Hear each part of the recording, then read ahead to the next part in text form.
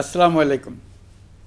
আজ আমরা পুরো জাতি একসঙ্গে স্মরণ করছি এমন একদিন যা এদেশের ইতিহাসে গভীর ছাপ রেখে গেছে। 5ই আগস্ট শুধু একটি বিশেষ দিবস নয়, এটি একটি প্রতিজ্ঞা, গণজাগরণের উপাখ্যান এবং ফ্যাসিবাদী শাসন থেকে জাতির পুনর্জন্মের দিন। আজ আমি গভীর শ্রদ্ধার সঙ্গে স্মরণ করছি 1971 সালের স্বাধীনতা যুদ্ধের সকল বীর মুক্তিযোদ্ধাদের, যাদের আত্মত্যাগে আমরা পেয়েছি স্বাধীন সার্বভৌম বাংলাদেশ। 1971 সালে সাম্য, মানবিক মর্যাদা ও সামাজিক ন্যায় বিচার প্রতিষ্ঠার লক্ষ্যে এদেশের জনগণ সশস্ত্র মুক্তিযুদ্ধে অংশগ্রহণ করেছিল। লাখো প্রাণীর বিনিময়ে একটি স্বাধীন রাষ্ট্র প্রতিষ্ঠা হয়েছিল। কিন্তু স্বাধীনতার অর্ধ শতাব্দী পরেও এদেশের মানুষ সুবিচার ও গণতন্ত্র থেকে বঞ্চিত হয়েছে, বৈষম্যের শিকার হয়েছে। 2024 সালের উত্তাল জুলাই ছিল বাংলাদেশের ইতিহাসে এক সংকটময় অধ্যায়, 16 বছরের পুঞ্জীভূত ক্ষোভের বহিঃপ্রকাশ। এদেশের এই বিপুল সংখ্যক তরুণরা 16 বছর ধরে ক্রমাগত হতাশায় নিমজ্জিত ছিল।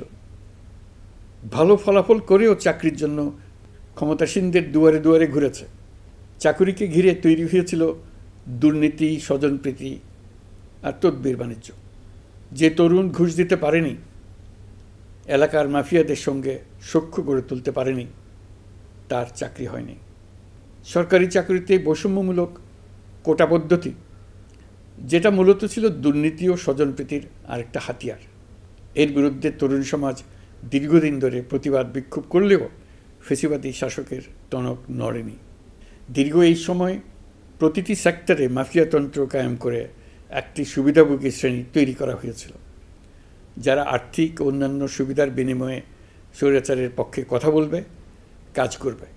স্বৈরাচারের পক্ষের সঙ্গী হলেই তার চাকরি হবে, কাজ মিলবে।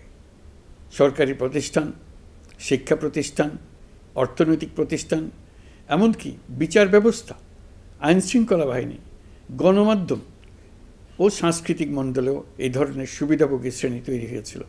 এদেশের গরিব মেহনতি মানুষের পয়সা লুট করে পতিত ফ্যাসিবাদ ও তাদের সহযোগীরা এক একজন টাকার পাহাড় গড়ে তোলে। সীমাহীন দুর্নীতির কবলে পড়ে অর্থনীতি ভেঙে পড়ে। এই দেড় যুগে প্রতিটি ন্যায্য দাবি, প্রতিবাদ, বিক্ষোভ চলাকালে পুলিশের পাশাপাশি দলীয় সন্ত্রাসীরা অস্ত্র হাতে আন্দোলনকারীদের পিটিয়েছে। গত 16 বছরে যারাই সরকারের সমালোচনা করেছে, নাগরিকদের অধিকারের পক্ষে কথা বলেছে, তাদেরকে গ্রেফতার অথবা গুম করা হয়েছে। লাখ লাখ বিরোধী দলীয় রাজনৈতিক নেতাকর্মীদের নির্বিচারে আটক, গ্রেফতার করা হয়েছে। এই ভয়াবহ পরিস্থিতিতে 24 জুলাইয়ে দেশের ছাত্র সমাজ, তরুণ প্রজন্ম, সাধারণ মানুষ সবাই একত্রিত হয় এক নতুন দিনের প্রত্যাশায়। সমস্বরে তারা বলে ওঠে, এবার ফ্যাসিবাদকে যেতে হবে। তবু দেশের মানুষের বুকে গুলি চালিয়ে শেষ পর্যন্ত ক্ষমতা আঁকড়ে ধরে রাখতে চেয়েছিল ফ্যাসিবাদী সরকার। তারা নির্বিচারে গুলি করেছে, গ্রেপ্তার করেছে, ইন্টারনেট বন্ধ করে হত্যাকাণ্ডের তথ্য লুকাতে চেয়েছে। রাতের অন্ধকারে এলাকায় এলাকায় অভিযান চালিয়ে ছাত্রদের আটক করেছে। গুলিবিদ্ধ আহতদের তারা হাসপাতালে চিকিৎসা নিতে দেয়নি। হাসপাতালগুলোকে নির্দেশ দেওয়া হয়েছিল যেন আহতদের ভর্তি না করা হয়। এই কারণে বহু মানুষ চিকিৎসা না পেয়ে চিরতরে দৃষ্টি হারিয়েছে, পঙ্গু হয়েছে।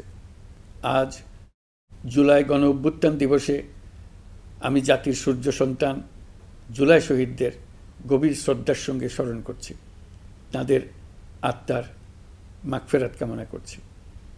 জুলাইয়ে যারা আহত হয়েছেন, চিরতরে পঙ্গু হয়েছেন, দৃষ্টি হারিয়েছেন, জাতির পক্ষ থেকে আমি তাদের প্রতি শ্রদ্ধা ও কৃতজ্ঞতা জানাচ্ছি। এই জাতি আপনাদের কাছে চিরকৃতজ্ঞ থাকবে। গত বছর ডিসেম্বর মাসে জুলাই গণ অভ্যুত্থানে শহীদ পরিবার ও আহতদের কল্যাণ ও যাবতীয় বিষয়াদির প্রশাসনিক দায়িত্ব মুক্তিযুদ্ধ বিষয়ক মন্ত্রণালয়ের উপর ন্যস্ত করা হয়েছে। এখন পর্যন্ত 836টি শহীদ পরিবারের মধ্যে 775টি শহীদ পরিবারকে মোট 98 কোটি 40 লাখ টাকার সঞ্চয়পত্র ও মাসিক ভাতা বাবদ ব্যাংক চেক দেওয়া হয়েছে। অবশিষ্ট যারা আছেন তাদেরও কয়েকটি বিষয় নিষ্পত্তি সাপেক্ষে সঞ্চয়পত্র দেওয়ার প্রক্রিয়া চলছে। এর পাশাপাশি আহত 13,800 জন জুলাই যুদ্ধকে 3টি ক্যাটেগরিতে নগদ টাকা ও চেক বাবদ মোট 153 কোটি 4 লাখ টাকা প্রদান করা হয়েছে। এর মধ্যে 78 জন অতি গুরুতর আহত জুলাই যোদ্ধাকে সিঙ্গাপুর, থাইল্যান্ড, তুরস্ক এবং রাশিয়ায় উন্নত চিকিৎসার জন্য পাঠানো হয়েছে এবং চিকিৎসা ব্যয় বাবদ এ পর্যন্ত 97 কোটি 50 লাখ টাকা ব্যয় হয়েছে।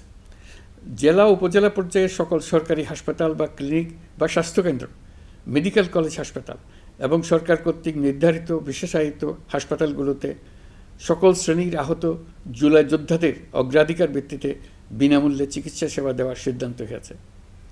সরকারের পক্ষ থেকে জুলাই শহীদ ও আহতদের জন্য আরও নানা উদ্যোগ নেওয়া হচ্ছে।